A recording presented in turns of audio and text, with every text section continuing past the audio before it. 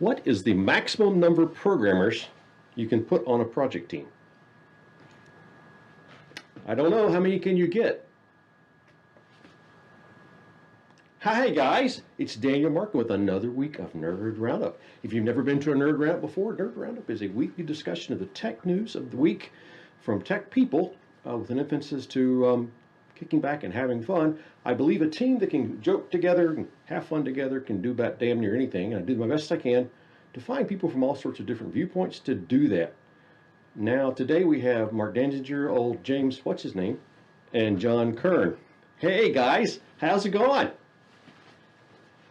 Howdy-ho, Dan. So far. So I'm going to set this thing up. We're going to do something a little different than we normally do. Normally I ask folks what they've been doing over the past week. Come back, James. Come back. We ask people what they've been doing over the past week. But today I am going to sort of set up a discussion around the first 2 or 3 articles we've been talking about earlier. And these are articles about the Ukrainian war. If you're watching from the distant future, say next week or so, the Ukrainian war was an act of aggression of Russia against the Ukrainian nation. It's a very, very bad thing. But technology's been involved all throughout this thing, the build-up, the actual war itself. And it seems like technology is getting involved in every dang thing. So the first 3 articles, I will just give the headlines and I'll come back for talking, is commercial spy satellites put Russia's Ukraine invasion in the public eye. SpaceX sends a bunch of Starlink terminals to people in Ukraine. And as the tanks rolled into Ukraine, so did malware. So Microsoft enters the war. I just posted a link in the Nerd Herd Talk channel that Anonymous claims to have taken down the Russian space agency, which can now not control their satellites. So guys, what the living hell is going on here? I mean, geez. I don't want to get into discussion over whether Russia's good or bad, and I really don't want to get into discussion over, this particular event. We can certainly talk about that. But what I'm really interested in talking about is, let me clear this here.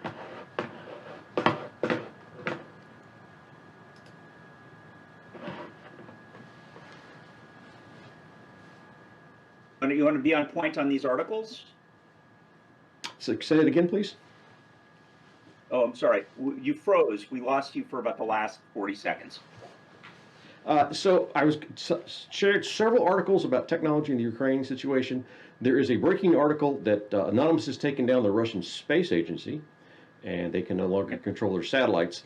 So I'm a tech guy. We all are tech guys. We came up during the rise of computers. We've seen public discussion go from nothing to being a second by second part of our lives.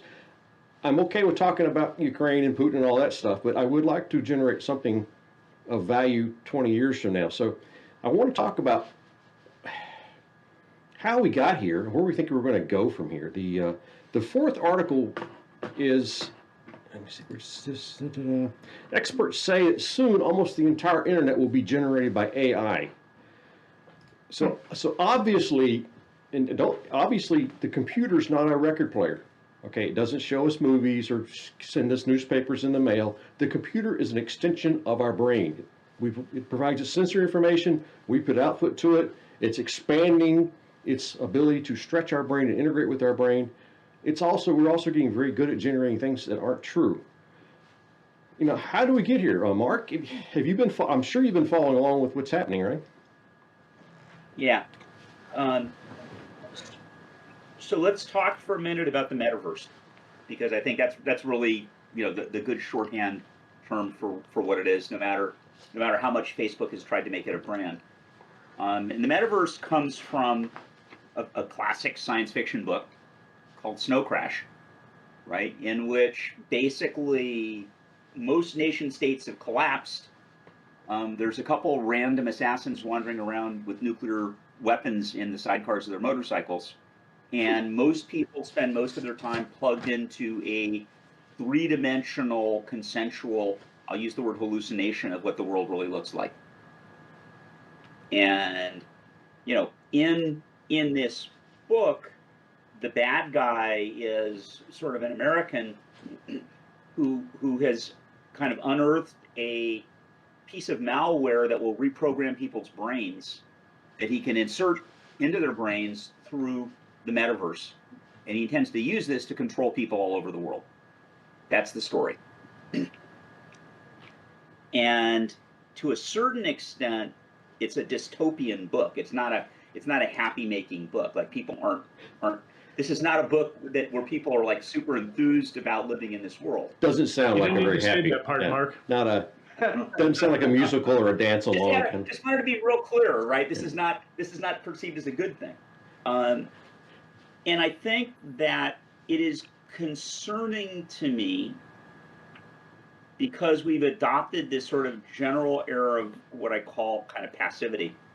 Back in the yonder days, I had a blog, and in my blog, I talked smack about pornography because I don't think it's a good idea. And a guy who had a blog about pornography responded. We had actually a very constructive back and forth about it. And one of the points that I made that sort of I realized is that people who are getting increasingly attached to watching sports and not doing them, right? We don't go to the park and play basketball. We sit back and eat chips and watch the NBA. We don't get involved in mountain climbing. We watch free solo, right? We have a very small number of people who are like living and participating in the real world, and the rest of us participate increasingly vicariously. And part of the reason is I'm, an old guy and I'm not super fit and I can't free climb El Capitan the way, he did. So obviously whatever I do is going to be inadequate by comparison. So therefore I should watch it and not try and go do it. And I think that's horrible. Yeah. Right? I think that's the worst thing I can possibly imagine. Yes, I agree. And I think that increasingly as we move out and try and move our interactions into this virtual space, and I've got some friends who are working with Facebook or Meta or whatever it is on the software to allow all of us to have realistic avatars whose gestures and expressions are controlled by what we do in front of a camera. It's terrible.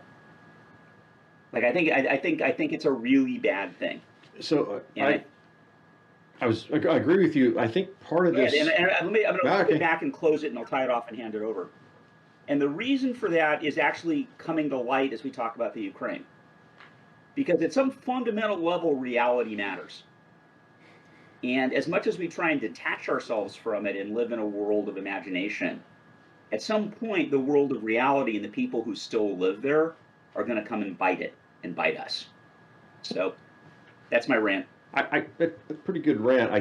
I would like to put another bow around your bow. I think part of the problem we have, and I want to bring this back to programming because this is related to tech very directly. Part of the problem we have in programming is abstractions. And, I can't, if I ask you, hey, where's a good restaurant for us to eat at? There's a very complex thing going on in your brain. You're thinking about food types, cuisine, location, cost, and you're doing some mental work to come up with that recommendation. You may actually come up with a different one next week, and that process of evolving is a very useful thing.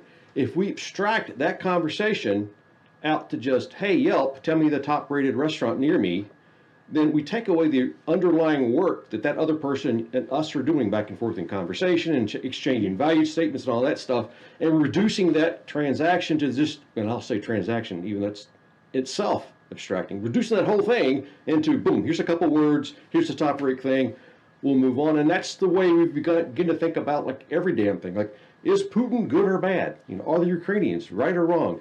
Everything we can think of, is Daniel a Nazi? It's all, we abstract out to some level to work through it. And I'm okay with using abstractions. I'm fine with that. I know we have to deal in stereotypes, tell stories, and work with each other. But we can't use abstractions and stereotypes to replace every damn thing in our life. That's not going to work. That is a bad, bad path to be heading down. Funny, I was just reading a book, probably written 20 years ago, by a guy who spent 30 years in the New York public school system. And he was a teacher. Finally graduated. Learn to read and write, finally. Good one. He was a teacher, though. Yeah, so, but he was talking about Colonial Massachusetts. So it might seem like a long way from Ukraine, but interesting point about, at least from his perspective, the small community that formed back then. You know, he rattled off Dedham and Sudbury, a couple of Massachusetts towns that I know of, having early on actual exclusivity in terms of, if we don't like you, if you don't comport with our philosophies and kind of our way of life, we'll kind of just make you unwelcome here. Yes. Send you out to the wilderness.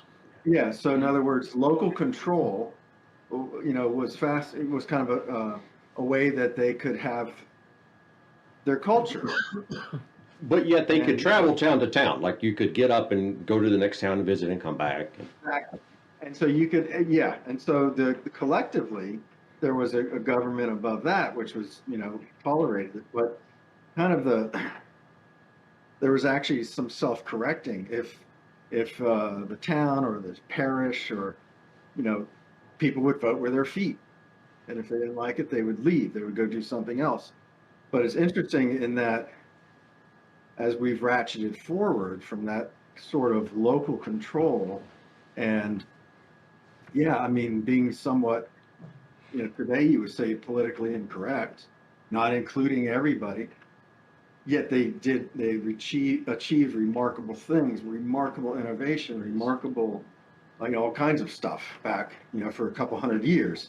And we instead, I'll wrap this up shortly, but we have moved towards cookie cutter, treating everything the same, trying to, you know, how can there be a global position on something, except for GPS satellites, not that kind of global, but, you know, that whole ruse of caring, you know, like people care about local versus trying to have a global decision how everyone should live. It's a global want that, but real people don't. It's interesting that even our categorization of categorizations is kind of an issue. You just brought up the geographic location and how people agreed or you're expelled from the community. If you look on the left-hand side, since Mark is kind of new to Discord here, in this room and my Discord server, I've got general, programming funny, duck clips, programming serious, and history archaeology. I've also got family, politics, and nerd herd talk. You might think that these are actually tagged channels for different sorts of content, and they are, but they're not.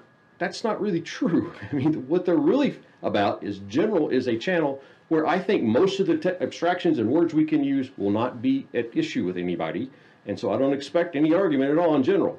And duck clips sort of okay, you can watch a video with some jokes and not get too upset. And so each channel really is sort of a group of things that we can agree to, and some things we're not going to discuss because we're not going to agree. And that makes for a healthy environment. Whereas if I just had to like throw everything into the wind with tags or maybe folders or whatever, it's never ever going to work because every little person is going to be part of every damn conversation, and that just does not scale. Yeah, that was, I think, his whole point about these towns. It was kind of a fascinating thing that sort of self-selected because it doesn't scale. You can't put everybody in the same box. Yet, to his point, that's what our education system tries to do. I was just adding that I think geography has added sort of a confounder in there that it happened over history, mostly through geography, but really it's just different little groups of people, and geography just is the limiting factor physically for a lot of these little groups.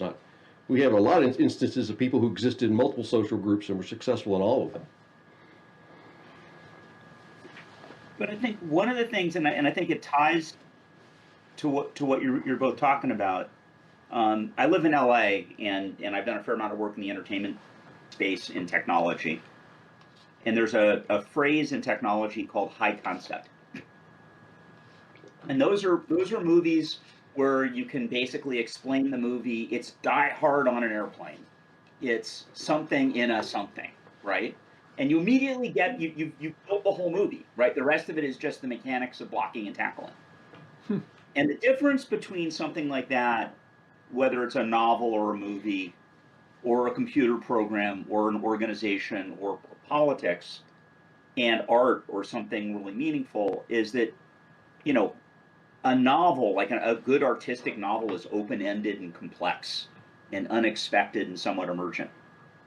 And when we build kind of high concept politics or even high concept software or high concept organizations, we're quashing all of that because it has to fit into the box that we built for it, or else it's no good. And not only, And not only that, Go ahead. but I think when I first came, I'm a little, well, I'm still kind of rusty as far as it goes to public presentations and talking.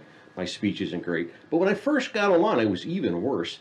And the reason, there's a lot of reasons why, but one of the reasons was I had been exposed to the 70s, 60s, 70s, and 80s TV commercials, you know, Dick Cavett and Larry King and all this stuff. And I was naturally mimicking those people when I got online, thinking that I was. in and out. You naturally mimic the people you consume, the media you consume. So we have like a million little, you know, people who are all trying to reproduce the type of thing they see on CNN, and that's really, really not a mixture for a very productive conversation.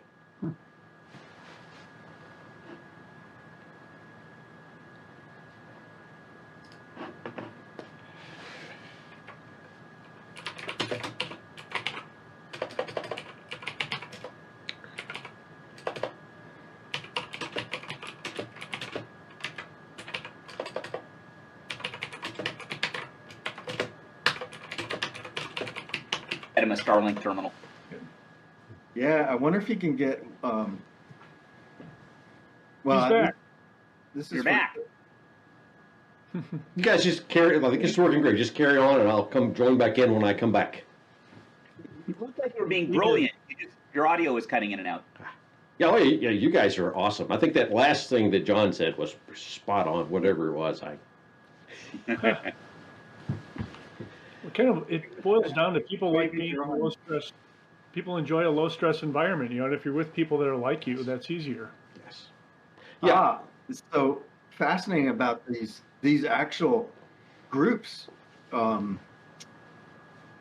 actually clashed tremendously because I don't know if they were like Quakers, how they weren't. They were Congregationalists, but similar in that there was no leadership. There was no person saying, "I shall do all this." No, each one of you had to contribute, which actually made for clashes and a much more robust community. So it was fascinating that they weren't, following like sheep.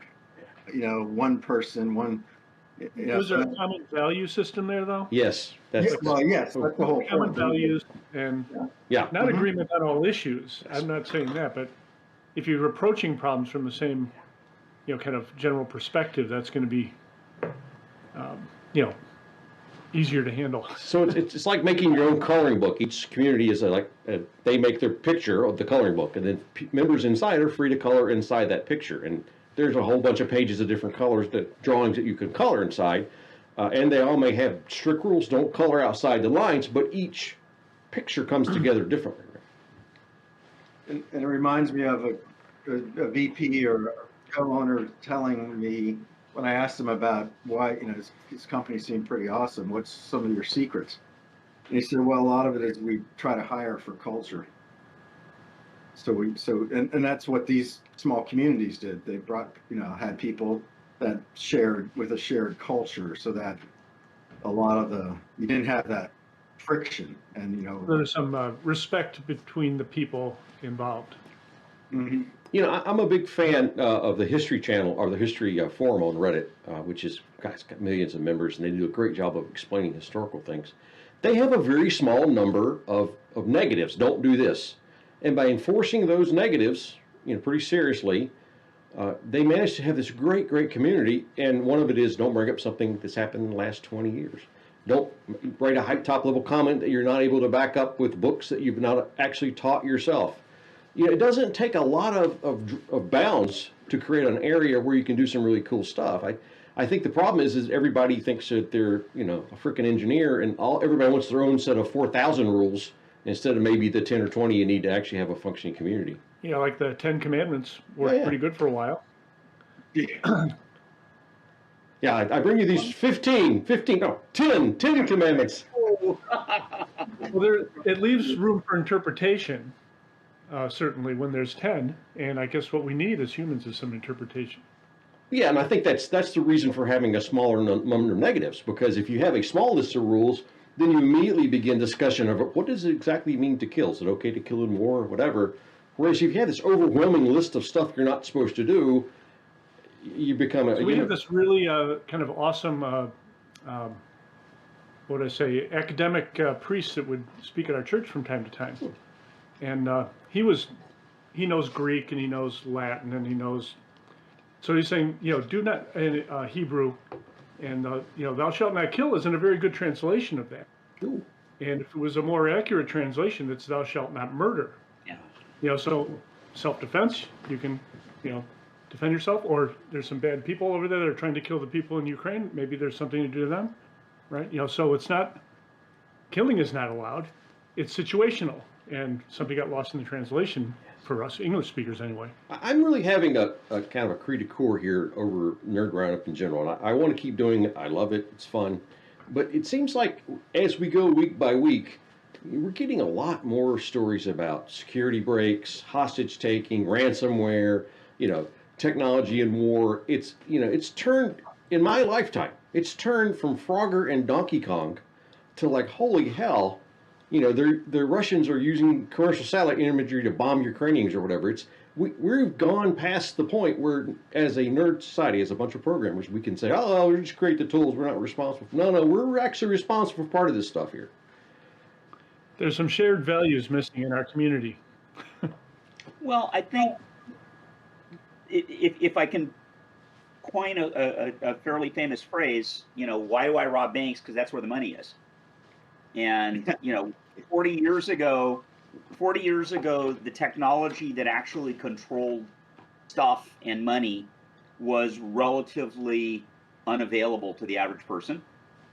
Like, I couldn't physically go into a bank and get to a terminal to transfer money into my account, right? And that's what it would have taken. I would have had to physically get into the building and get to the terminal and unlock the room, unlock the terminal, and transfer money. Today, basically, it's all just kind of floating around out there. Yeah. And, a decent percentage of people are people who do bad things, right? A decent percentage of people will steal your wallet if you leave it on top of your car. And a decent percentage will give it back, right? But there's enough people out there who have access to these tools that, they're going to use them. And one of the things that has frustrated me, not endlessly, but a whole ton for a long time. I'm kind of, the archetype, and I think you guys to a large extent are, of, we're kind of libertarian-ish, libertarian, kind of good in the world, kind of come out of the whole Earth catalog, that whole kind of crunchy, kind of self-sustaining, upper middle class model of what the world ought to be. And we forget that, a lot of the world is not great neighborhoods, and that where people live in constant anxiety and fear, and that we forget that the behaviors that work really well in one place, right, work really badly in the other. And as we brought those places together, right, the values that we brought here have been stupid and destructive. Yeah, I agree. And I feel like I've been lied to. I really kind of feel angry. Because, during the 80s and 90s, we were, I don't want to say utopian or Pollyannish, but we were really happy and enthused about all this really cool stuff that was going to happen as we transferred information back and forth and enabled people to act instantaneously. And it just did not happen that way. I describe the net to people, there are a billion people right now who don't have running water but have a cell phone with high-speed internet who would happily take your $10 if they could get you some way of getting you out of it. Yeah. And so the issue becomes, if you think about it, life in cities in Dickens' time was, dangerous, dirty, and complex. I'm a gun guy, right? I've been shooting as a hobby for a long time, and it's fascinating to me to look at the sort of gentleman's weapons and even gentlewoman's weapons that were sold in like the late 19th century. as, things that you would expect to carry around in town because likely you would want to use it at some point. Yeah, a nice, pretty Derringer for the Right, lady. exactly. Yeah. And it's one of these things where, you then kind of reconstruct, well, what was life actually like that this was something that was commercially valuable enough to make and sell? And yeah, Something we and talked. forget, I think, that, I live in this super nice, safe suburb, and, the big news here is that somebody stole a catalytic converter off a car, and somebody stole a concrete line off someone's porch. And these are the kind of dramas that my neighborhood has, right? Most people in the world have never lived like this. Most people today in the world don't live like this. We assumed this was the normal baseline. It's not. It's an aberration. So Mark, I know you may drop out at any moment. I want to kind of tell you where I think this is generally going. We brought this up last week. I am interested in a set of morals, or maybe ethics might be a better word, for internet usage. And I don't really have any ideas or answers. I can give you an example. I don't believe that my internet conversation should ever be about whether somebody is good or not. I see a lot of internet conversations on Twitter and social media. Well, such and such is a bad person because they cheated on their taxes, or whatever. Insert list of things here. And I refuse to be part of any discussion that's about the value of another human being as if they were a slab of meat. That to me is an easy, negative, kind of Ten Commandment-y answer to that. I feel like we need a new set of morals for online. Otherwise, we're just going to be clashing together endlessly. Well, I think it's three things. I think we need media literacy to understand how to do things online. Like I would absolutely support the idea of creating a foundational media literacy curriculum and teaching it in schools all over America, so that kids would learn to understand this flood of stuff that comes to them and learn to manage it better, kind of in their own heads. Yeah. Learn to learn. Dude, we need to talk CRT. Yeah. Critical thinking. Yes. Yeah. And we need to talk CRT here, because the thing is, to do that critical thinking, you have to start with kids with some sort of overall view of what this thing is, so that you can dive down. If you start with this overall view of America as this great democracy, it supports blah, blah, blah, then you can go down to here's all the fucked up things we did. If you start with a bad view of whatever the subject is, there's no room to explain all these things later on. So when you talk about critical thinking, critical reading, you have to say, look, the internet is a wonderful place that you can exchange information. However, there's all these things that will trip you up down here. It's also a place where people are trying to, and you can insert the negatives downstream, but we have to agree as a society on what that high-level slug line, the high concept thing is going to be for media consumption, because we don't know that yet. Yeah, no, we do, and I think we do. That has, I'm a 68er, right? I was a hippie anti-war protester. My friends lived in communes. I built domes for them. We did all the commune type stuff, right? And we were gonna break the system. And honestly, I kind of have come to value the system real highly, and I think that people of my cohort were largely wrong. Right? We were playing for the wrong team.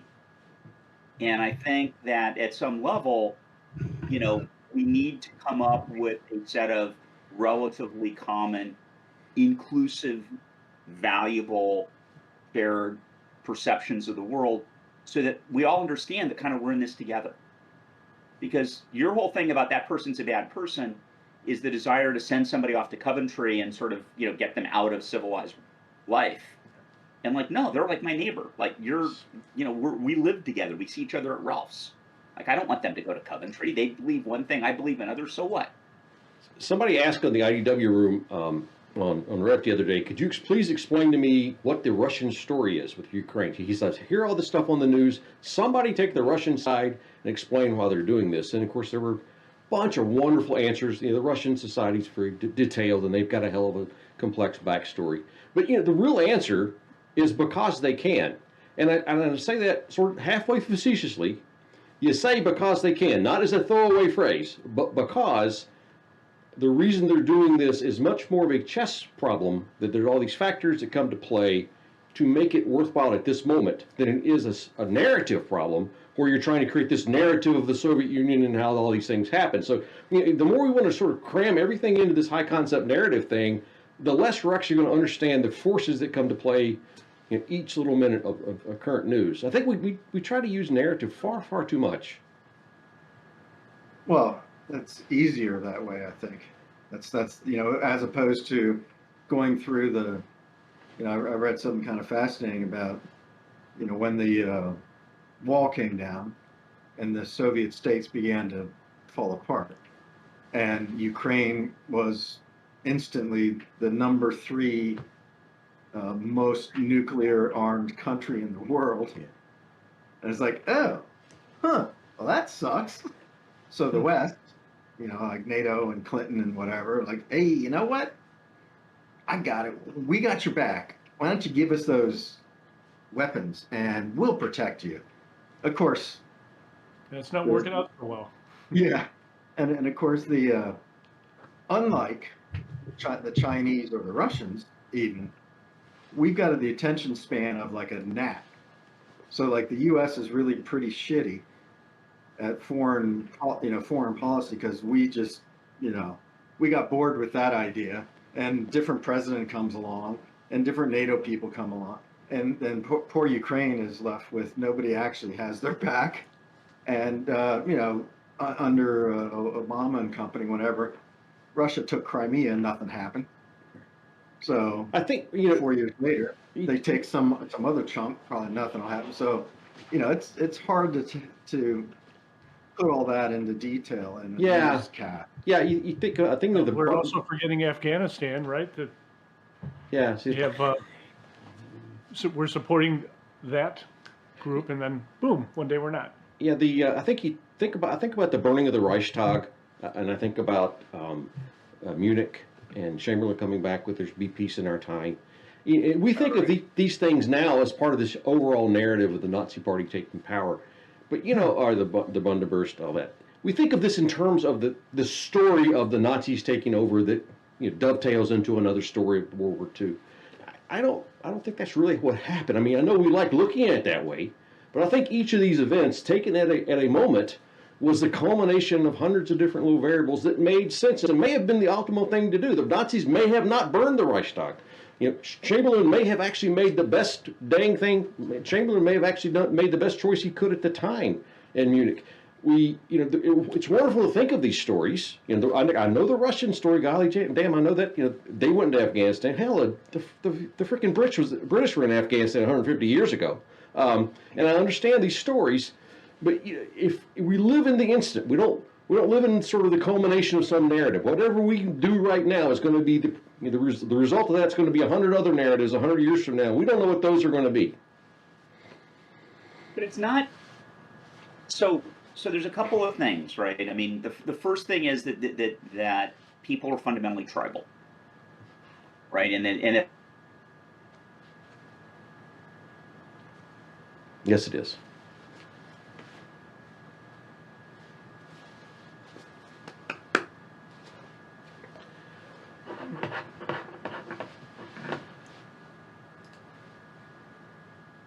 our noble people, our noble warriors, our priests, they're evil sorcerers, they're evil soldiers, I mean, it's sort of like we always kind of create that kind of reflective thing. But what we forget is that the history of the human race is the history of people who have more power taking things away from people who have less. I always laugh my rear off at the folks who sort of valorize Native Americans because, they have the map of America with all the various Native American tribes on it.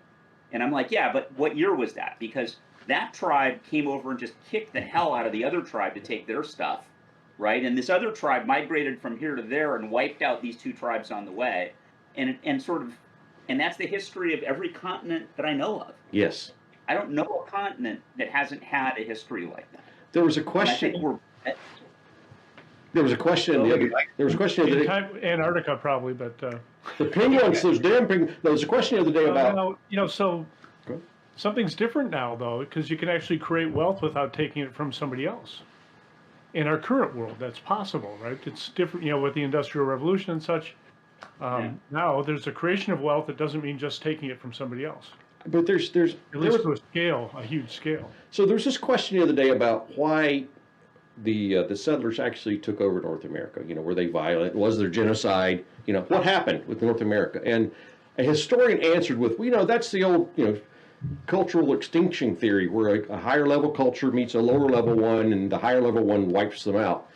And he strawmanned the argument to be that there's some cultures better than others that automatically take over the lesser one. That's the dumbass version of that argument. The better argument there, as far as Native Americans and all that, is that a highly technical civilization has all these morals, has all these ways of interacting amongst themselves that allow them to be more highly advanced, that a lesser civilization does not have those things. And you just can't mix those things. And I think that's true probably of internet groups as well. There's no way you're going to take a highly functioning social group online and take a hammer and bang it into RuPaul's latest fashion show or whatever. These things will never ever mingle in some sort of friendly way. It's impossible. This is the culture class problem, like online. It's not just money, and it's not just violence. Is my point. Well, I think the thing online is that we have two things. We have a freedom from consequence online, right? I mean, I have a couple of friends who've actually been swatted, right? Which is probably the most meaningful consequence I can think of. Would you explain? I know a couple of people who've actually been, lost their jobs because they've been canceled. Would you explain swatted, please? On the left and on the right, amusingly, both. Mark, explain swatted. What is swatted? Swatting is where somebody spoofs a 9/11 call and basically says, I live down the street from Daniel Markham and his wife, and Daniel just shot one of his kids, and he's yelling out the window he's going to shoot his wife. So what winds up happening is the police tend to take those calls kind of seriously, and they roll on them pretty hard. And what you get, as my friend did, is a pounding on the door. My friend happened to be on the phone at 1 a.m. and up in his home, right? And walked to the door, opens his door, and there are a bunch of officers Kevlar'd up with ARs pointed at him, and he's like, tell me what you want me to do, right? He's a together enough guy that he functioned that way, right? Nobody, to my knowledge, has actually been killed in a swatting raid yet, but people have come pretty darn close. Do they then go after whoever made the damn phone call? Sometimes they do, but it's very difficult because in modern telephony, right, I can set up a series of relay calls, and it's very, very hard to trace back. Yes. And once again, Anonymous just claimed to have taken over the Russian space agency. We're not talking about even the level of swatting your friend. We're talking about a bunch of guys in their basement somewhere, metaphorically, taking over a freaking space agency, right? This ain't Donkey Kong anymore, right? This is that vulnerability, right? This is behaviorally what we've got is we have a set of behaviors that feel consequence-free. Yes. Right? I mean, I get to be mean to somebody online, and I go home and I snicker about it, right? That's what people do, I guess, I hope. But now what's going to happen is what we're seeing is the intersection of the real world and this virtual world in some really novel and frightening ways. Because I got to believe that if I'm a hacker sitting in Hungary someplace, or sitting in Czechoslovakia or in England, and I'm sort of fat, dumb, and happy, and I did this, that there's some Russian company that's trying to sort out who I am, and that the people knocking at my door are not going to be friendly SWAT cops who stand down when they realize I didn't take a shot at my wife. Right. I want to add to this because I think you're onto something, Mark. What we're finding, like I said, week to week, it's the same kind of story week to week. I hate to say this, but I'm reaching to the conclusion that we're in a constant state of warfare. This is not playing around. This isn't, Jimbo doesn't like Uncle Trump's jokes or whatever. We are in a state of warfare that we refuse to acknowledge. One of my friends, 10 years ago, one of my friends said, you plug up a server on a VPS somewhere, you turn a server on without putting any locks around. He said within about 5 minutes, it's being attacked by somebody or another. And that was 10 years ago. Yeah. So there's two things to think about. One is the state of software security and architecture is utter crap. right? We have taken tools which were fundamentally designed originally for sort of secure messaging, but as they become pervasive for having a bunch of old guys chat online and see video of each other. And we've given control of key elements of our infrastructure to those tools. And I'm sorry, but what's good enough for, for this isn't good enough for that. Wasn't good enough for Boeing's flight control system on the 37 MAX. The level of software craft and the level of hardening, and this is fundamentally a business decision, right? Boeing made a decision to outsource development of that flight control software to India. I shared that up because that sort of sums up one of my points earlier about it. But to outsource that flight control software to India, it directly led to those planes crashing and those people dying. It was a business decision that the people buying software make because they don't know any better. And at some point, they have to learn. Did you hear about the United Kingdom story last week with the software?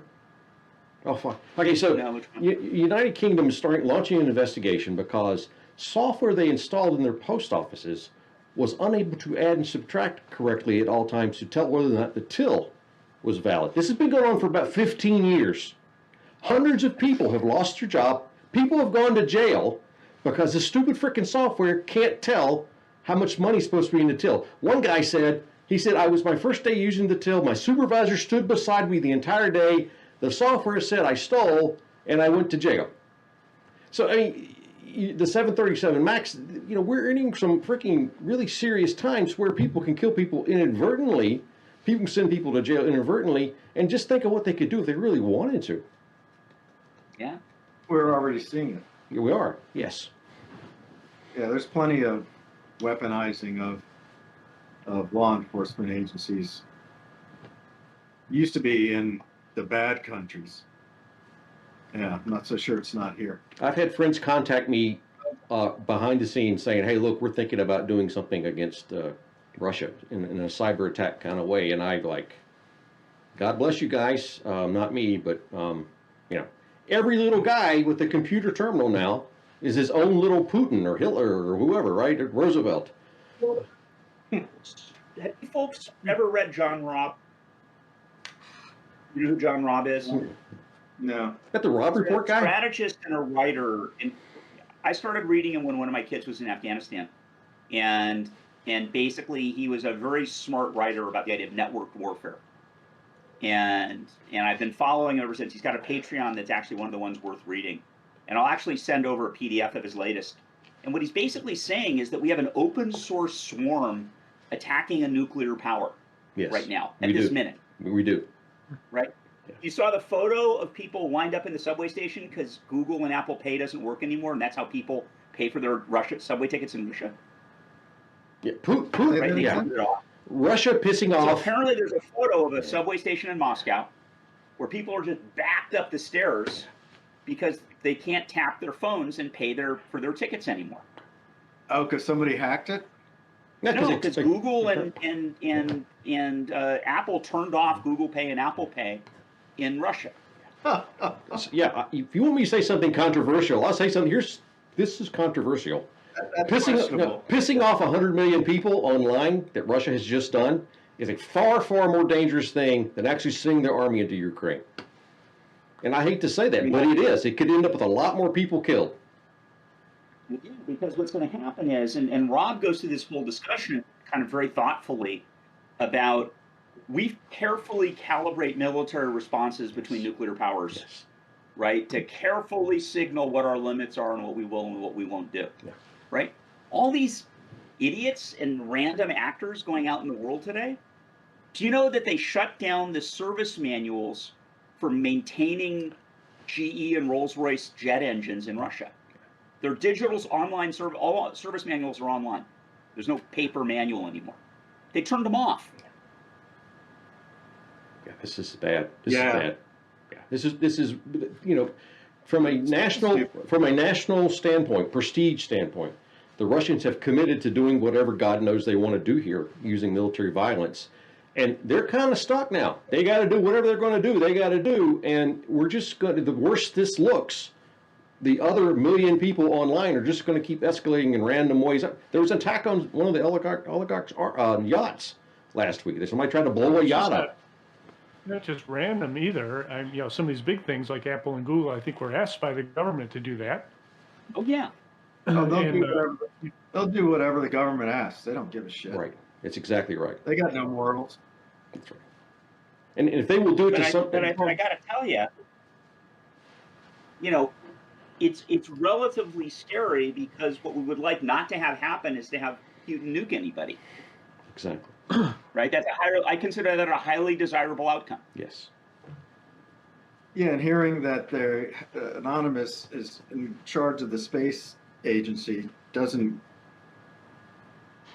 I don't know enough about it, but that also gives me pause. Like, oh, that's really awesome. Oh, wait, what do they know about? Wait, are they going to start falling? Or are they going to?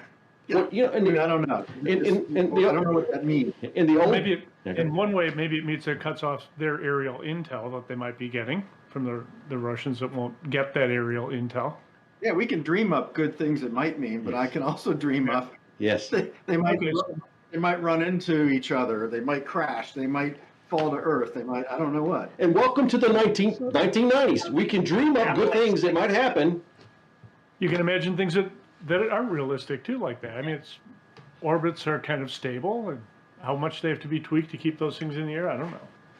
But what you can think about is that the Russians probably have satellites like we do that are watching our launch sites.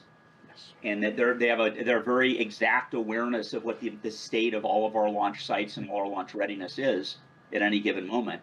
And that if that's been cut off, how much more nervous are they? And we're actually part Are of. they going to get nervous enough to stop doing what they're doing? Yeah, but see, guys, look, we're part of. We are part of the problem. Okay, this is my point coming into this conversation. That's why I said I want to talk meta level, because getting online and telling the story how fucked up Putin and Russians are, which God knows I'm with you, just at best is nothing. Maybe nobody listens. That's probably the best result of that. At worst, some other asshole hacks into some other space agency. To Mark's point, it used to be if you had a military action, it was dialed in weeks ahead of time. Diplomats talked to other diplomats. Even with the invasion of Poland, Hitler went to Russia first and said, hey, look, we want to split Poland up. We actually this time shared our intel with the world and said, look, they're going to attack Ukraine. Here's our pictures. Here's what you can see. And it didn't make a difference as far as escalation, but the impact really it wasn't on the Russians. It's on all the people watching day by day the little satellite pictures and little nerd roundup guys and all that stuff. It is entertainment, to Mark's point. We're removed from this. We're talking at the meta level, the categorical level. And that is not very happy, not a very good thing to be if you're in charge of the space agency or you're some guy on the ground in Ukraine or whatever. That's not helpful to those folks. No, it's going to be sporty, and I think the question of the thing that scares me or that alarms me, we have a tech universe, right? That we have a proto metaverse today where we all live online, and there are behavioral norms in that which are, I think, not positive behavioral norms, and there's the law around that is murky, unclear, and ill-enforced, right? Today. That's increasingly intersecting the real world in ways that are impactful on all of us. And as a result, the sort of relatively orderly real world that exists outside my window here, right, is increasingly at risk from, attacks or exploits or actions in the virtual world. Yes. Yeah.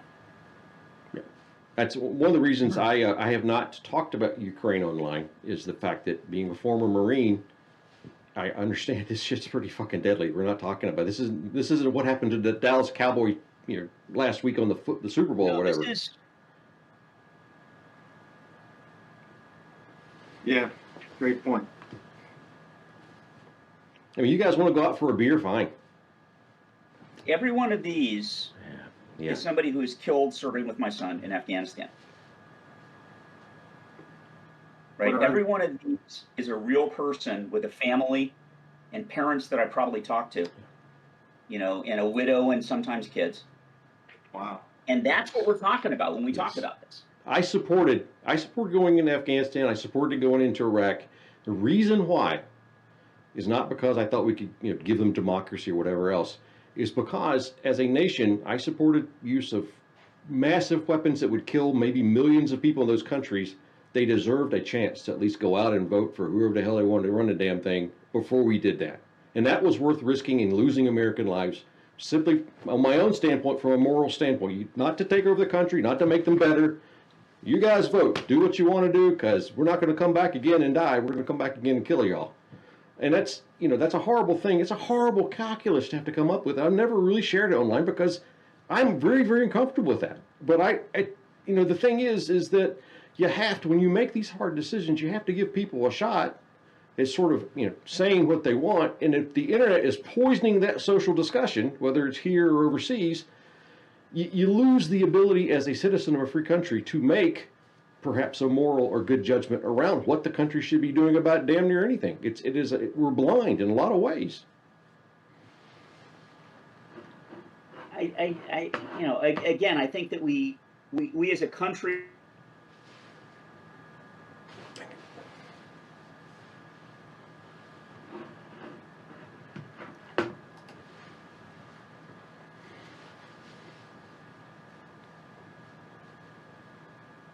I'm going to buy a banjo, and I'm going to sing songs during these brief intermissions.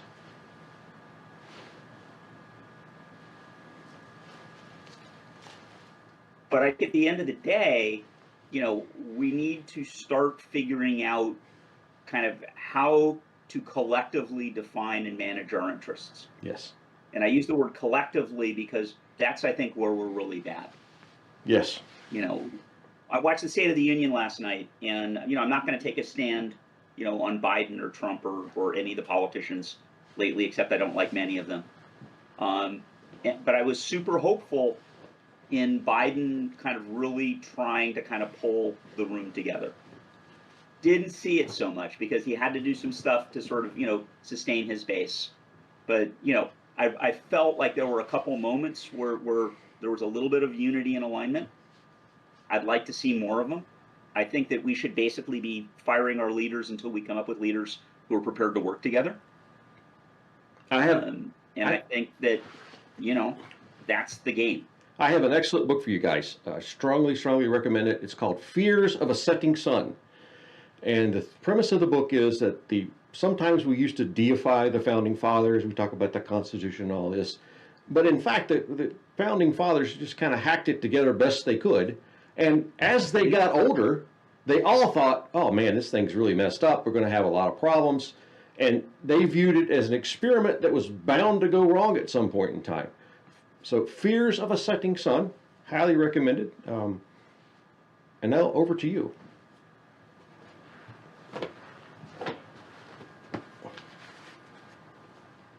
And now weather. It's going to be fair today, grossly unfair tomorrow. Rain all I day. would love it. Everyone is taught the uniqueness of this American experiment in the history of mankind. It's a blip. It's a freaking tiny speck of amazing freedom and individual liberty compared to the mayhem that has been. You were just describing it around all the continents and all the, it's always attacking and power and, oppression and except for this American experiment, which isn't perfect, but goddamn, those 53. But reality grades on earth. And the brilliant thing about the American experiment, and to me, it's something I try and look at in organizations to see how you can fraction it down.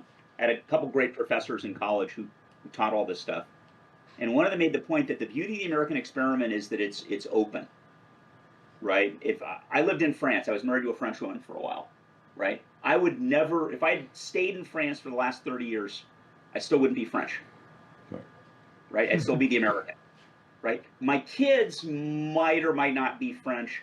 Their kids would probably be French, right? And we're not a blood or soil kind of country, and we should never be one. I You know, like. and the beauty of America is I've got a neighbor on one side who are immigrants from Iran, neighbor on the other side who are immigrants from Mexico, right? The immigrant from Mexico, you know, who before he passed, always used to make me laugh because he listened to Rush Limbaugh when he was working in his garage every Sunday or whatever day it was on the weekend, right? And I'm like, are you listening to Rush Limbaugh? Like, what the hell, right? You know, it's sort of like all you have to do is buy into the American ideal. Yeah. You know, tag you're in, and that's what we want. That's the way you create, I think, dynamic, growing organizations. Yeah, but And that's the way you yes. make your organizations really inclusive. But yeah, I want to underscore this because I want to make sure everybody caught what Mark said. He said, I view organizations like that too. So what I found that the intersection of my politics and my epistemology, how I understand what's in the world, my ontology, how I group information, and organizational structure, the more those two overlap and stay consistent, the more I'm actually aware of what works and what doesn't work. America was an experiment. It's a wonderful experiment. I love it. It's been doing really well. But there are other experiments. And so we have to grow up and stop saying America's great and these guys suck, or America suck and these guys are great. It's much better to say these principles seem to work at scale of 100 people. These principles kind of work at scale at groups of groups. That's where the real coolness lies in the stuff that we do every day. We can sort of extrapolate from hundreds of examples to make new experiments. True. If you look around the world, it seems like a lot of the places that do the best are places that came through the England history, through the England, right? United States, Canada, Australia. A lot of the other parts of the world, you know, there's a lot more dictators and corruption associated with them than there are associated with the societies that have that English ancestry. I agree with that. It's an odd situation. I was listening to the story of Winston. I don't think it's just ancestry, because I mean I'd include India in that. Yeah, I think India is a massively successful country. India is interesting as hell. I would include it because the British there had a big influence on there. They were probably, of course, an amenable culture to start with, but Hong Kong, India, you go to these places around the world where, you know, freedom was what people were going for. Yeah, I'm a fan of being like. I was just going to say a funny quote that a guide that we had in India said, jokingly, but maybe only half. He goes, "Yeah, the Brits, they left us with the common language and took the wealth." When they left, like the Commonwealth of it, you know. Yeah. They got a good one. Yeah. Indian independence to me is probably an area I would be willing to take a week or so and dive on. It's they have thousands of years of culture. They have a lot of different conquerors in different areas. They had the British coming in, and they struggled under the British. And they're coming, to Mark's point, they're coming along pretty good now. But it was even a struggle once the British left. It wasn't just magic. You know, we're all free now. They're having a hard time still. Yeah, and it's pretty crazy. I mean, unlike the United States, where you could speak to somebody in another state in India, except if it weren't for the common language. Like, you know, I have friends who their spouse, they can't speak each other's native tongue. It's kind of why.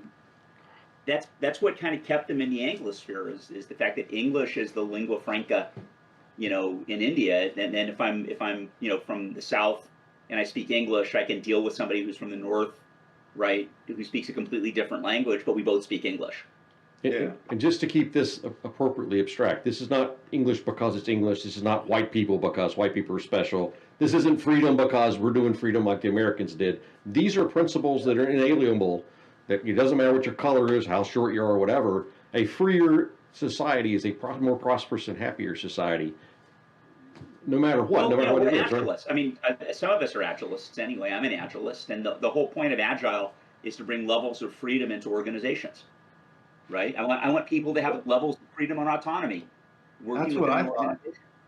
I'm not sure everybody believes that about Agile, but yeah, to me, it's the perfect analogy to, you know, with a great degree of humility, to the, you know, like Declaration of like our founding fathers. It's like this crazy, accidental group of people that formed some simple little document that unleashed the masses to a more freer way and more autonomous way to develop and deliver value through software. But yeah, a lot of people in the agile world are like, don't see it as a freedom. You know, I don't know. They're kind of way too command and control and autocratic. Yeah, I don't get it, and there's a whole lot of stuff about the agile community that I'm uncomfortable with, but on a fundamental level, I'm attached to it because of that. Yeah. And I think, look, evolution works. The roots were kind of interesting because it was, what do we agree on? Was basically the open-ended question, 21 years ago or whatever that was. And it was each of these were values that both were important. It wasn't one or the other. It was, these things are important. Usually we have to pick this one over the other, but they're all values.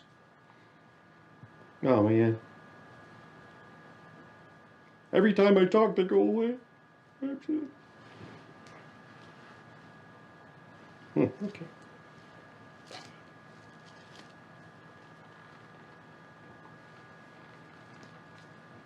We agree. Okay, guys. So let me do my goodbye thing. We'll come back and do the post game show for a few minutes. Whoever can hang out. Hang on one second here.